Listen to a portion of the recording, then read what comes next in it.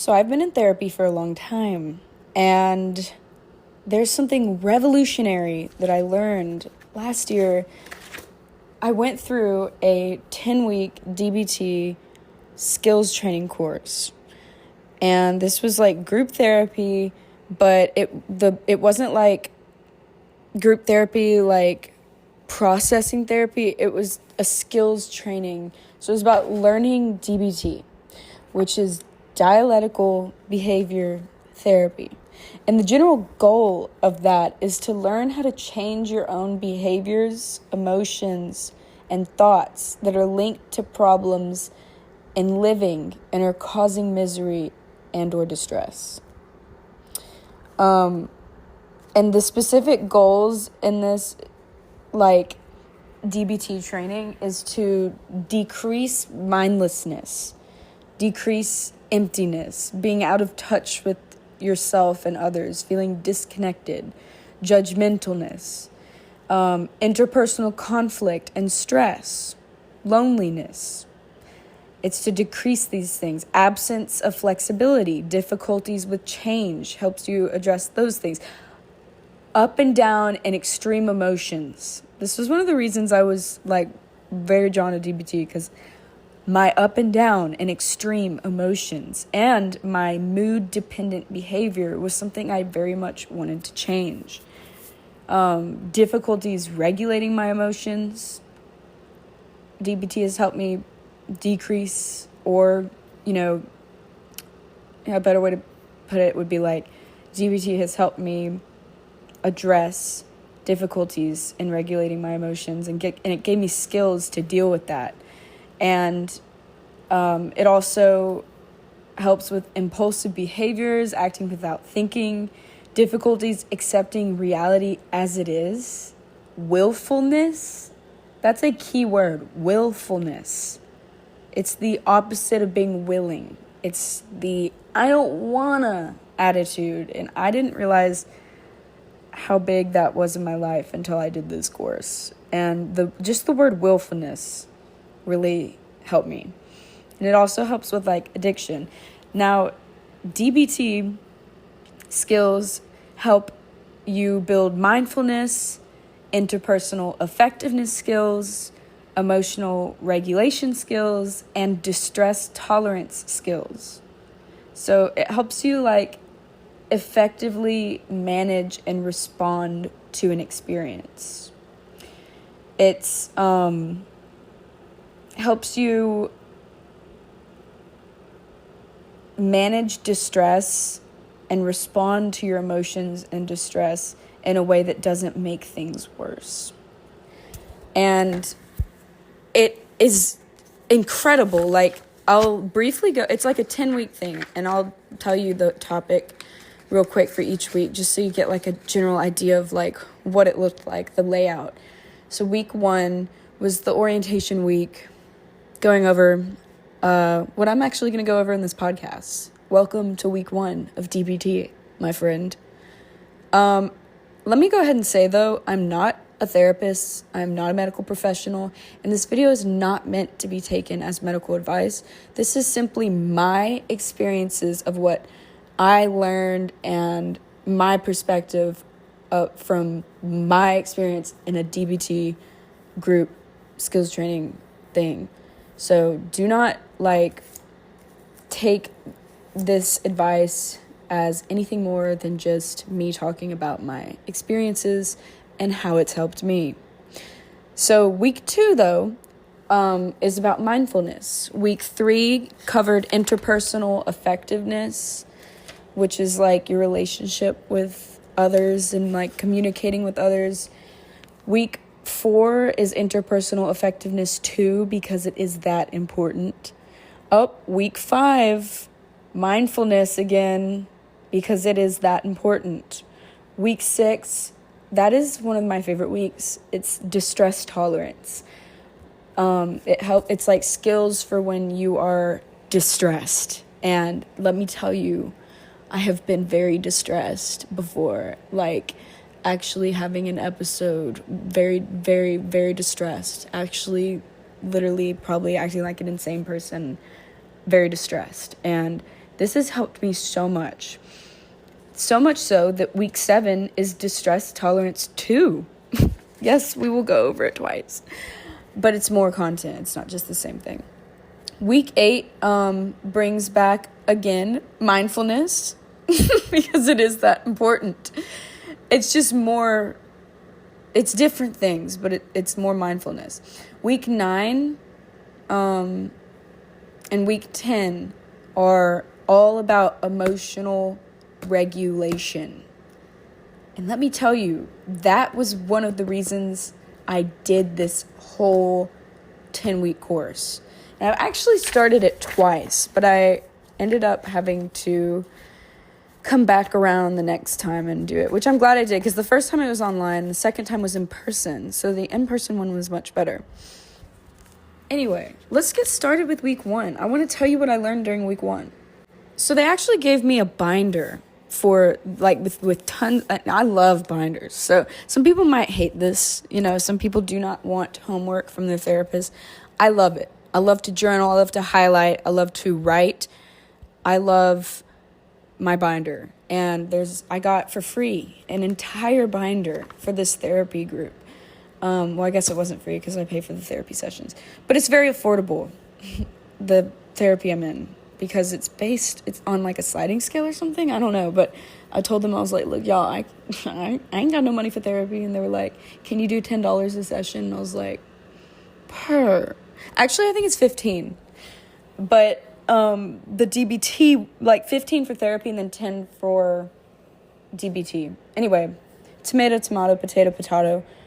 What I'm getting at is the thing I wrote at the very top for this whole thing on my binder.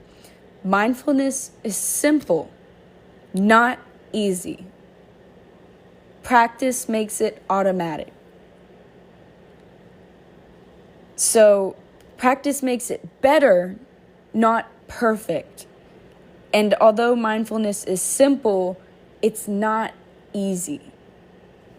And the more you practice mindfulness, the more automatic it becomes. So I think that's very important to distinguish when talking about mindfulness. The first page says options for solving any problem. When life presents you with problems, what are your options?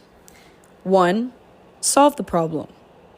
Change the situation or avoid, leave, or get out of the situation for good. 2, feel better about the problem. Change or regulate your emotional response to the problem. 3, tolerate the problem. Accept and tolerate both the problem and your response to the problem. And 4, stay miserable or possibly make it worse. So those are your 4 options when life presents you with a problem. To solve it, feel better about it, tolerate it, or stay miserable. Now, 1, to solve a problem, you will use interpersonal effectiveness skills. You will use walking the middle path, which is a skill from interpersonal effectiveness. And then you will also use problem-solving skills, which is from the emotional regulation skills, which is covered later. So to feel better about a problem, you would use emotional regulation skills. And to tolerate a problem, you would use distress tolerance and mindfulness skills. And to stay miserable, you use no skills. So to remember, this is not a process like therapy thing. It's not about processing what you've been through.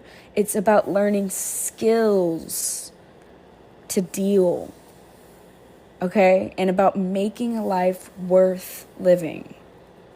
So if you have a problem you need to solve, you can use problem-solving skills, your interpersonal effectiveness skills, walking the middle path. If you want to feel better about something, your emotion regulation skills.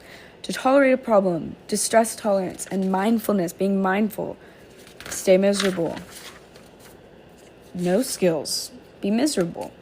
Sometimes it's just, you just want to be miserable. But eventually people, I feel like, get tired of that. So there are some assumptions that we're going to assume for this skills training. And assumption is a belief that cannot be proved, but we're going to agree to abide by it anyway.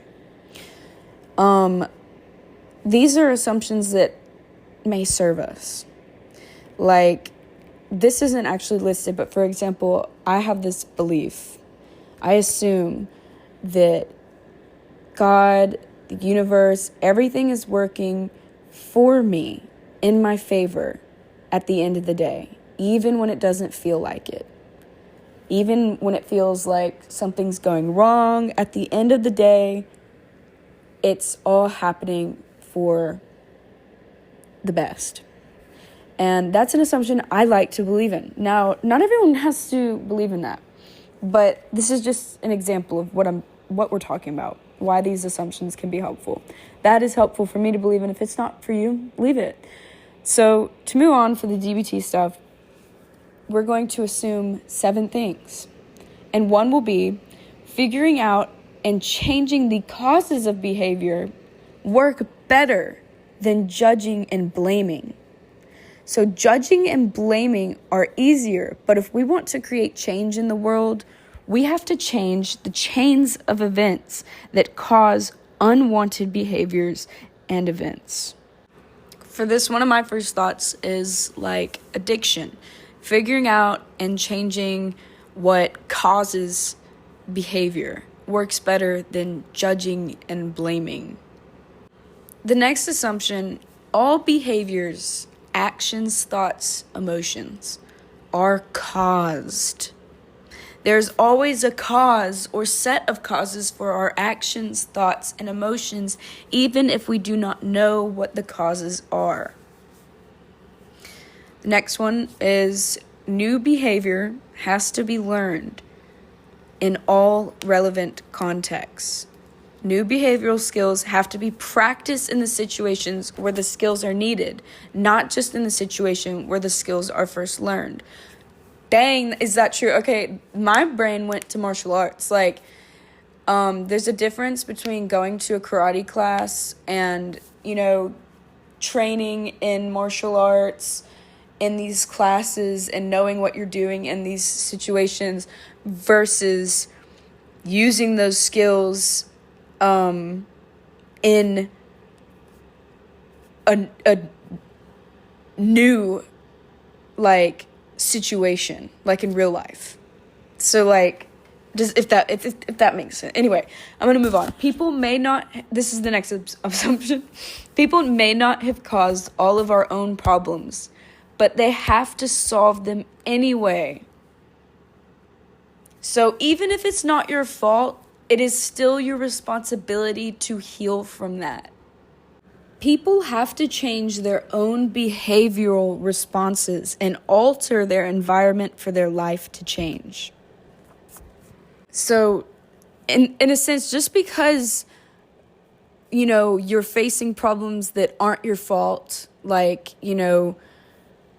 doesn't mean that it's not your responsibility to heal from those problems. For example, it's not my fault that I grew up in a chaotic household and I didn't learn how to regulate my emotions, and there were some interpersonal effectiveness skills that I didn't know, and I didn't know how to have certain healthy relationships and boundaries, and that's not my fault. It's not. But it's still my responsibility to heal from that and to change my behaviors, alter my environment and my life. The next assumption is that, and this one's pretty controversial, but I like it. We're going to just abide by it for the sake of the skills training. The assumption is people are doing the best they can. All people at any given point in time are doing the best they can with what they know and what they have. So I wrote to the side, when we feel wronged by someone, we assume they're not doing the best they can. Maybe they are. Maybe they are. The next assumption is people want to improve. The common characteristic of all people is that they want to improve their lives and be happy. And the last assumption is people need to do better, try harder, and be more motivated to change. So the fact that people are doing the best they can and want to even to do even better, that does not mean that these things are enough to solve the problem. So just because you have a friend that's say you have a friend that treats you poorly, you can say this person is doing the best they can with what they know, and this person wants to improve their life, and at the same time, that does not mean that these things are enough to solve the problem in the relationship. So just because people are doing the best they can, they want to improve, does not mean that we can accept just all kinds of terrible behavior. This is the part of DBT that has, I feel like it's stuck with me so much. So dialectics, it's DBT, dialectical behavior therapy. The fuck does a dialectic mean? That's what I thought. So dialectics remind us that the universe is filled with opposing sides, opposing forces. There's always more than one way to see a situation and more than one way to solve a problem. Two things that seem like opposites can both be true. So a lot of people say, like, they'll be in a relationship that's very toxic and they'll say, but I love this person and they are so good to me during this time and we had the best day this day and I feel like we're so good in these ways. And let's say this is like an abusive relationship that somebody is like, and I'm saying this from experience, and like, so just because those things are true, that like maybe you love the person, that person loves you, that doesn't mean that like the other side of it is not true. Like, it's still like two things that seem like opposites can both be true. Like here's a better example. Like if someone's mad at you and at the same time they love you, they seem like opposites, but they can both be true. Another thing is everything and every person is connected in some way. The waves in the ocean are one. The slightest move of the butterfly affects the furthest star.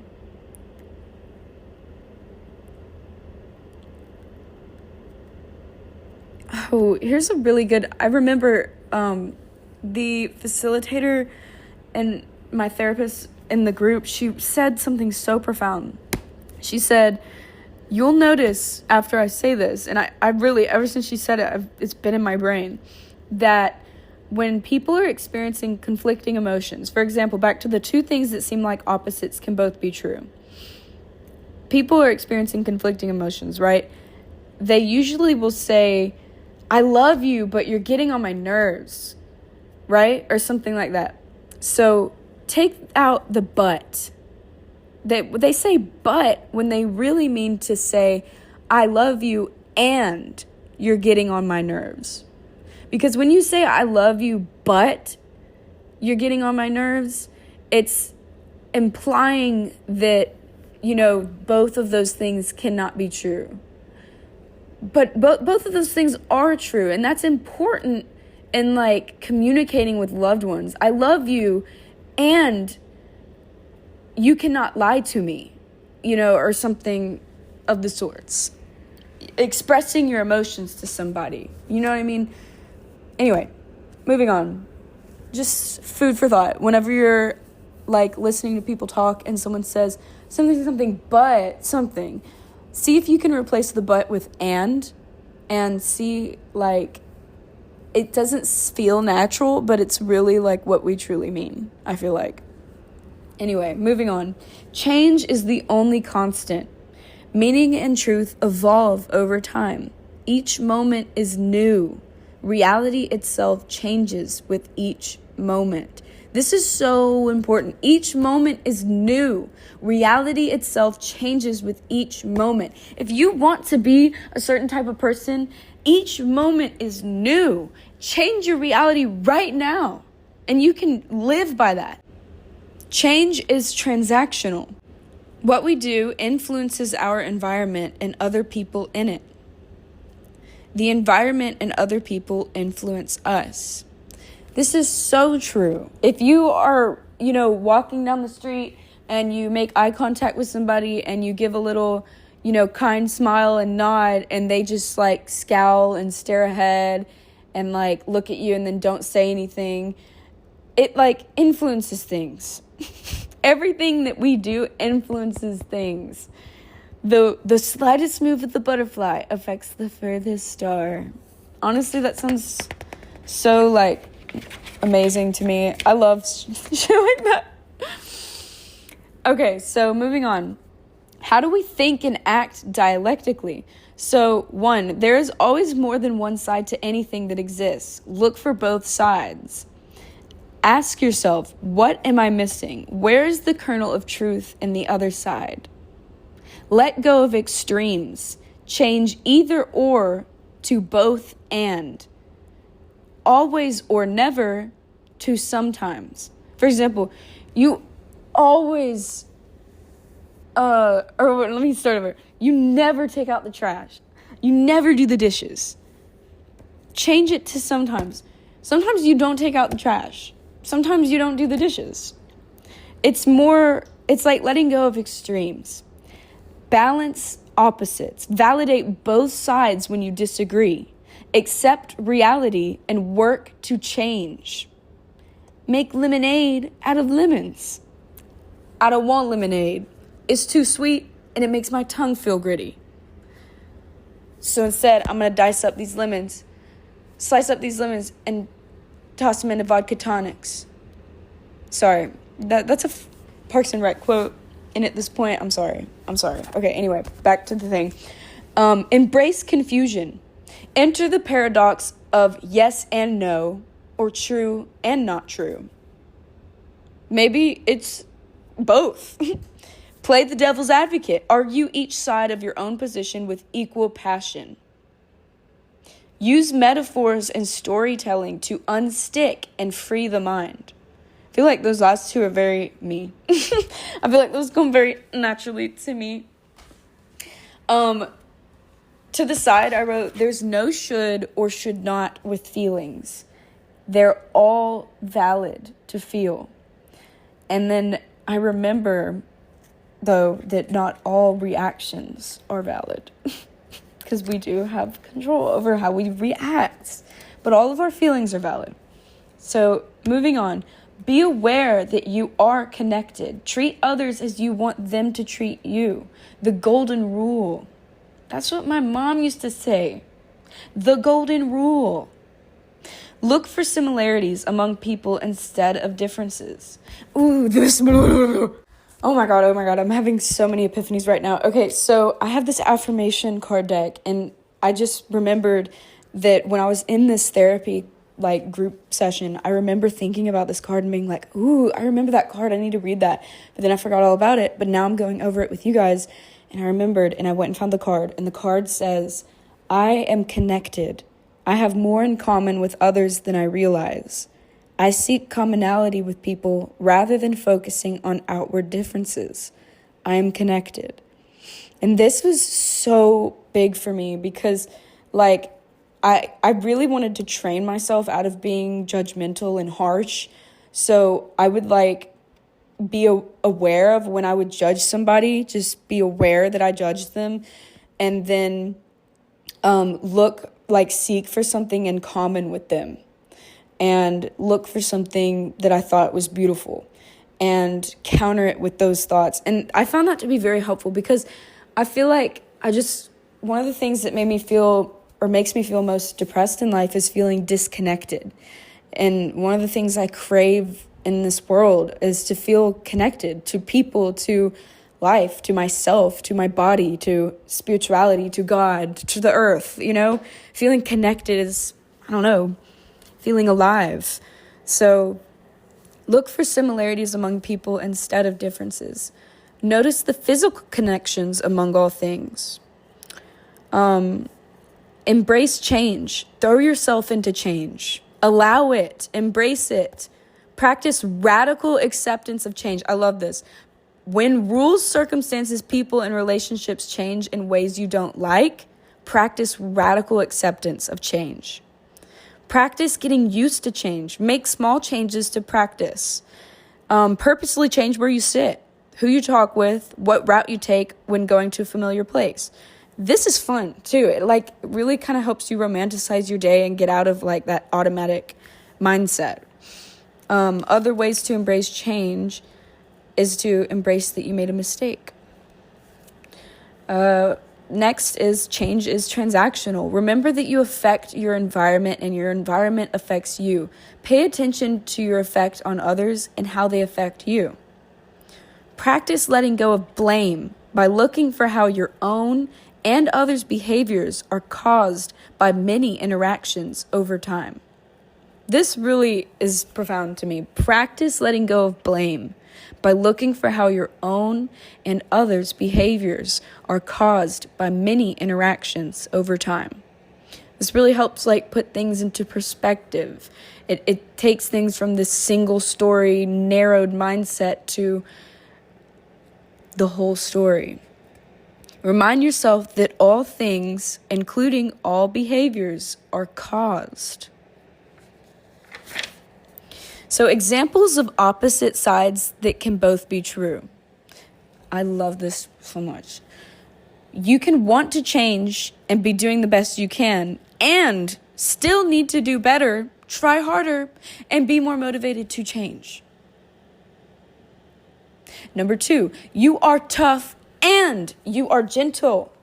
Okay. Number 3, you can be independent and also want help. You can allow somebody else to be independent and also give them help. Number 4, you can want to be alone and also want to be connected to others. Number 5, you can share some things with others and also keep some things private. Number 6, you can be by yourself and still be connected to others. I love that. You can be by yourself and still be connected to others. Number 7. Well, before I move on, I feel connected with you guys right now. And I'm not by myself because I'm with my dog and my cat. But anyway, number 7. You can be with others and be lonely. Damn, that's sad and true. Reminds me of holidays. Oh, wow. Anyway, okay. Number 8. You can be a misfit in one group and fit in perfectly in another group. A tulip in a rose garden can also be a tulip in a tulip garden, baby. You can accept yourself the way you are and still want to change. You can accept others as they are and still want them to change. Dialectics. You see where we're going?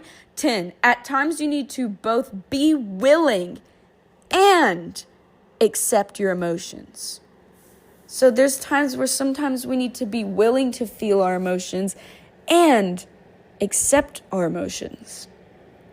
Number 11, you may have a valid reason for believing what you believe, and you may still be wrong or incorrect.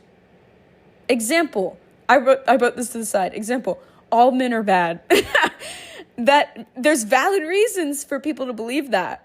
And you may still be wrong or incorrect because not all men are bad. Anyway, 12, someone may have valid reasons for wanting something from you, and you may have valid reasons for saying no. 13, the day can be sunny and it can rain. Ooh. Just because everything seems picture perfect does not mean that your sad feelings are not valid. Number 14, you can be mad at somebody and also love and respect the person. Boom. Number 15, you can be mad at yourself and also love and respect yourself. Number 16, you can have a disagreement with somebody and also be friends. Number 17, you can disagree with the rules and also follow the rules. That one was really big to me because I'm always like, why the fuck would I follow rules that I disagree with? But I don't know, it's like wearing a belt to work or something stupid like that. It's like, do you really have to do that? No, but you can disagree with the rules and also follow the rules. 18, you can understand why somebody is feeling or behaving in a certain way and also disagree with his or her behavior and ask that it be changed. Ooh, that one's searing. You can understand why somebody is feeling or behaving in a certain way and also disagree with his or her behavior and ask that it be changed. Empathy and compassion, but also responsibility. And I wrote at the bottom that it's important to remember that none of these things change our value as a person. Our value is inherent. We're inherently valuable as human beings at birth. Next is important opposites to balance. 1, accepting reality and working to change it. 2, validating yourself and others and acknowledging errors. 3, working and resting. 4, doing things that you need to do and doing things you want to do. Balance. Walk that middle path. 5, work on improving yourself and accepting yourself exactly as you are. Damn. Number 6, problem solving and problem acceptance. Ooh. That is so good. It's like, you really do gotta take action to solve your problems, but you also just gotta accept things sometimes radical acceptance, and just be, quit obsessing, quit fixating. Number 7, emotional regulation and emotion acceptance. So validating your feelings and managing your responses and reactions. Number 8, mastering something on your own and asking for help. Number 9, independence and dependence. Number 10, openness and privacy. 11, trust and suspicion. Number 12, watching and observing and participating. That is so with our dreams. We can watch and observe people all day on social media and be like, wow, that is so cool. I wish I could do that. We got to balance watching and observing and participating. And we've got to take action and participate in the lives we want to live and create. And next, 13, taking from others and giving to others. 14, focusing on yourself and focusing on others. So I think taking from others and giving to others and focusing on yourself and focusing on others, those are really good things to balance when you're in a relationship. It's in all kinds of relationships, really. Wanting things to change and be different in life and accepting things how they are and still working to solve it. I thought that one was really, really powerful. And just a little side note, I just paused this at 3333. Under trust and suspicion, I wrote BPD, abandonment, fear. So BPD stands for borderline personality disorder. And this is not meant to be taken as medical advice, just saying. This is just what I wrote in my basically my diary. Anyway, so not living your life in fear, trust and suspicion, balancing those things. So not living your life in fear, of abandonment. There has to be some sort of validity and rationalization and sorting through the facts to trust and suspicion. So I found that to be very helpful for that. Anyway, identifying dialectics. So part of dialectical thinking is paying attention to your effect on others instead of assuming that others' reactions to you are unrelated to your treatment of them. Another thing is examining a difficult relationship by looking at how the interactions over time between you and the other person may be problematic. instead of assuming that difficulties in a relationship are caused completely by you or by the other person. Another way is of looking at things dialectically and identifying them as saying, I can see your point of view, even though I do not agree with it, versus saying, the way you're thinking doesn't make any sense. Or, I know I am right about this. Or saying, this is really hard for me and I'm going to keep trying, versus saying, this is a breeze, I've got no problems. Or saying, this is hopeless, I just simply cannot do it.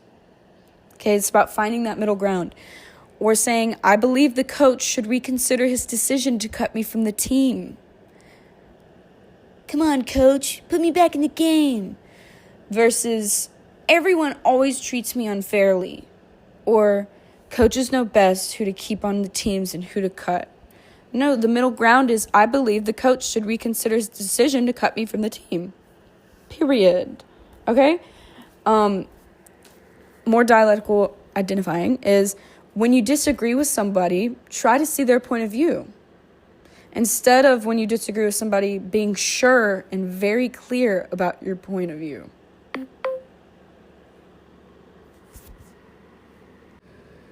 Remember to accept that interests change, instead of judging friends as disloyal and uncaring if they start changing in ways you don't like. Embrace change and see it as inevitable, versus demanding that relationships be stable without changing. Big stuff. Big brain moment right here. The next up is the biosocial theory. This is insane because they talk about it in here. I learned about it in school.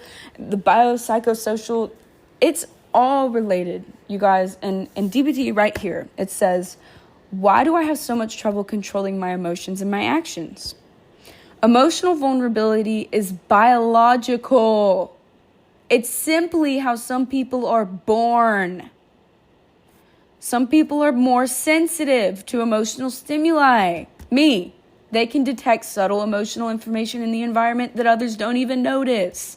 They experience emotions much more often than others, and their emotions seem to hit for no reason from out of the blue. They have more intense emotions. Their emotions hit like a ton of bricks, and their emotions are long-lasting. All these things are biological, meaning it is how we are born, meaning we cannot help it. And we learn from dialectics, and at the same time, it is our responsibility to heal from it. Impulsivity also has a biological basis. Regulating action is harder for some than for others. So show some compassion. Not everyone's just stupid. Think they were born that way. They find it very hard to restrain impulsive behaviors. Often without thinking, they do things that get them in trouble. Sometimes their behavior seems to come out of nowhere. They find it very hard to be effective. Their moods get in the way of organizing to achieve their goals. They cannot control behaviors linked to their moods. These are biological. So when it says they cannot control behaviors linked to their moods, that doesn't mean that they can just commit like crimes because they're in a bad mood and it's like, well, they can't control it. Everyone can control the reactions, but the mood, like you're ruminating, worrying, questioning, those are things that sometimes people cannot control. So this is to validate that it's not our fault. It's okay. It's biological. But, and dialectical thinking, it is still our responsibility to address. It is so important to remember that an invalidating social environment can make it very hard to regulate emotions. An invalidating environment doesn't seem to understand your emotions. It tells you your emotions are invalid, weird, wrong, or bad, or crazy. It often ignores your emotional reactions and does nothing to help you. It may say things like, don't be such a baby, quit your blubbering, quit being such a chicken and just solve the problem, or normal people don't get this frustrated. We were fine 5 minutes ago. People who invalidate are often doing the best they can. They may not know how to validate or how important it is to validate. Or they may be afraid that if they validate your emotions, you will get more emotional, not less. They may be under high stress or time pressure, or they may have to have too few resources themselves. There may just be a poor fit between you and your social environment. You may be a tulip in a rose garden. Ooh, it's giving A Court of Thorns and Roses. It's giving Pharaoh when she's at the spring court. It's giving she was a tulip in a rose garden. Ooh, Court of Thorns and Roses. Anyway, so if you have no idea what I'm talking about, then you didn't read the A Court of Thorns and Roses book, and that's fine. Anyway, moving on. An ineffective social environment is a big problem when you want to learn to regulate emotions and actions. Your environment may reinforce out of control emotions and actions. If people give in when you get out of control, it will be hard for you to get in control. If others command you to change but don't coach you on how to do this, it will be hard to keep on trying to change. It's the transactions that count between the person and the social environment. Biology and the social environment influence the person. The person reciprocates and influences his or her social environment. The social environment reciprocates and influences the person, and so on and on and on. Assume that everyone is doing the best they can, and it can still not be enough. Both can be true at the same time. So why would you care to be mindful? Why is it important? So being mindful reduces suffering and increases happiness. It reduces pain, tension, and stress. It increases control of your mind. Stop letting your mind be in control of you. It helps manage stress and achieve goals. It helps manage overwhelming emotions. Experiencing reality as it is.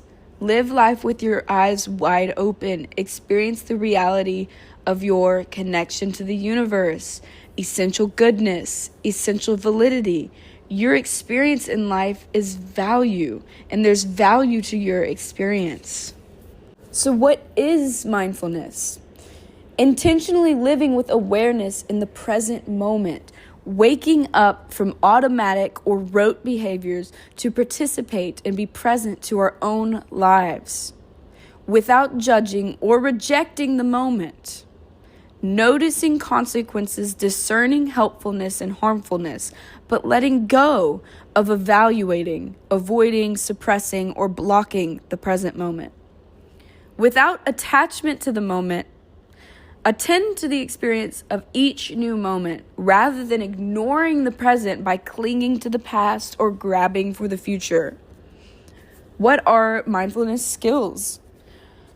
Mindfulness skills are the specific behaviors to practice when put together make up mindfulness. What is mindfulness practice? Mindfulness and mindfulness skills can be practiced at any time, anywhere, while doing anything. Intentionally paying attention to the moment without judging it or holding on to it is all that is needed. And I love that so much. Meditation is practicing mindfulness and mindfulness skills while sitting, standing, or lying quietly for a predetermined period of time. When meditating, we focus on the mind. For example, we focus on body sensations, emotions, thoughts, or our breath. Or we open the mind, paying attention to whatever comes into our awareness. There are many forms of meditation that differ mostly by whether we are opening the mind or focusing the mind, and if focusing, depending on what is the focus of our attention. Another form of mindfulness practice is contemplative prayer, such as Christian centering prayer, the Rosary, Jewish Shema. I don't want to pronounce it wrong, but I don't know. Islamic Sufi practice. I don't know how to pronounce that either. I'm so sorry. Or Hindu Raja yoga. And I don't know how to pronounce the middle part. I'm sorry. Is a spiritual mindfulness practice. So these are all different spiritual mindful practices. There's also another way to practice mindfulness is mindful movement. Mindfulness movement, I love this, also has many forms. Examples include yoga, martial arts such as Tai Chi, Aikido, karate, and spiritual dancing. Hiking, horseback riding, and walking can also be ways to practice mindfulness. And I love that so much. The next page is really, really important. It's about finding that middle ground between your doing mind and your being mind. And I'm going to get a little woo-woo and add my 2 cents into this. So there's the feminine and the masculine, the yin and the yang. And the feminine and the yin and the being mind, these are all the same. So just being. This is your curious mind. This is your nothing to do mind. This is present orientated. When in being mind, you view your thoughts as sensations of the mind. You're focused on the uniqueness of each moment, letting go of focusing on goals. Being mind is a place of contemplation, nothing to do, nowhere to go, and it allows us to notice the beauty of the moment and the here and the now. So that is a really important state of mind to be in. Also, another important state of mind to be in is the masculine, the action, the doing mind. Doing mind is the discriminating mind, not racial discrimination. I think that means like discerning between harmful things and good things. Anyway, sorry, I don't know why I had to say that. Doing mind is ambitious mind, your goal-oriented mind. When in doing mind, you view your thoughts as facts about the world. You're focused on problem solving and achieving goals. So balancing the doing and the being mind is so important. I feel like I lived so much of my life in the doing mind that I burnt myself out. And then being in the being mind can, if for too long, can be like almost like you're frozen and stuck and just, but having this like balance between the two is what's called wise mind. And this is intentional living. Wise mind is a balance of doing and being. It is the middle path. When in wise mind, you let go of having to achieve goals and throw your entire self into working towards these same goals. Enhance awareness while engaging in activities. So don't let life events stress you out. Use skillful means to live life presently. The goal is the lifestyle. So the doing mind is basically like our left brain. It's the reasonable side of us. It is the cool, rational, task-focused. When in reasonable mind, when in doing mind, you're ruled by facts, reason, logic, pragmatics. Values and feelings are not important. And when you're in your right brain, emotional mind, which is more like the being, the feminine, you're hot, you're mood dependent, you're emotion focused. When in emotion mind, you're ruled by your moods, feelings, and urges to do or say things. Facts, reason, and logic are not important.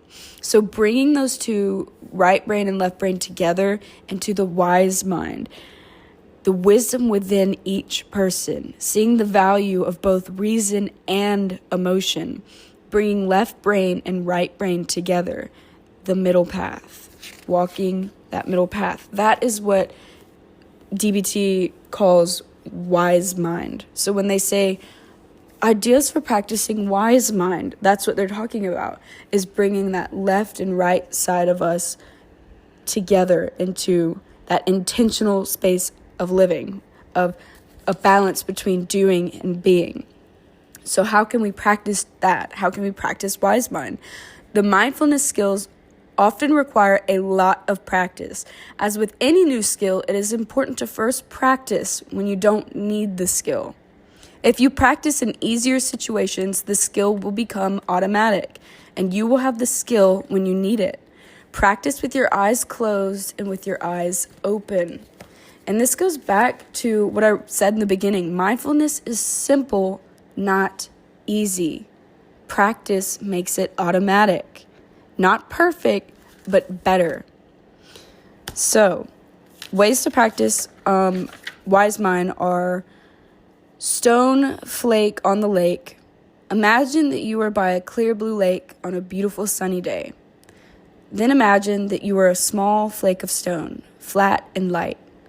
Imagine that you have been tossed out onto the lake and are now gently, slowly floating through the calm, clear blue water to the lake's smooth, sandy bottom.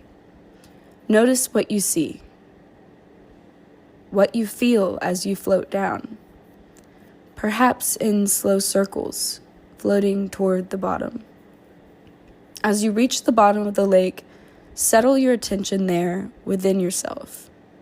Notice the serenity of the lake. Become aware of the calmness and quiet deep within. As you reach the center of yourself, settle your attention there. And there's other little ideas for practicing it, like walking down a spiral staircase in your mind. To me, that seems a little scary. Breathing wise in, mind out. Breathing in, say to yourself, wise. Breathing out, say to yourself, mind. To me, that seems a bit cheesy. But it's all just about being mindful, being present, ways to do that. Asking wise mind a question. Breathing in, silently asking wise mind a question. Breathing out, listen for the answer. I found this one to be kind of like praying. I feel like I'll pray and I'll kind of ask for guidance and then just let myself be, and then the answer eventually just kind of comes to me. So another way to practice is to attend to your breath coming in and out. This is my favorite. Let your attention settle into your center. Breathing in completely. Notice and follow the sensations of your breath coming in. Let your attention settle into your center at the bottom of your breath, at your solar plexus. Let your attention settle in the center of your forehead, your third eye, at the top of your breath. Oh, it says or. So you can either do your solar plexus or your third eye, sorry. Keep your attention at your center or your third eye. Exhale. Breathing normally, maintaining attention. Settle into wise mind. Another way to practice wise mind is to drop into the pauses between inhaling and exhaling. I love that one. So breathe in, notice the pause after inhaling at the top of your breath. Breathe out, just notice the pause after exhaling at the bottom of your breath. And at each pause, let yourself fall into the center space within the pause. Shit's very profound. Expanding awareness. Breathing in, focus your awareness on your center. Breathing out, stay aware of your center, but expand awareness to the space you are in now. Continue on in the moment. And we're about done for this week's lesson, y'all. Walking the middle path. Using your reasonable mind and your emotional mind. Both regulate actions and make decisions based on reason, and take into account values and experience and even strong emotions as they come and go. Doing mind and nothing to do mind. Both do what is needed in the moment, including reviewing the past or planning for the future, and experience fully the uniqueness of each moment in the moment. For example, romanticize studying or jamming on your planner. Balancing intense desire for change of the moment with radical acceptance of the moment. Both allow yourself to have an intense desire to have something else than what is now, and be willing to radically accept what you have in your life in the present moment. balancing self-denial with self-indulgence. Both practice moderation and satisfy the senses. So don't deny yourself and be like, I'm fine, but also don't overly indulge yourself and be yelling and screaming and angry when you have emotions. And then don't deny that you have emotions and be like, I'm fine, no, I don't have any emotions. Both practice moderation and satisfy the senses. Balancing self-denial and self-indulgence.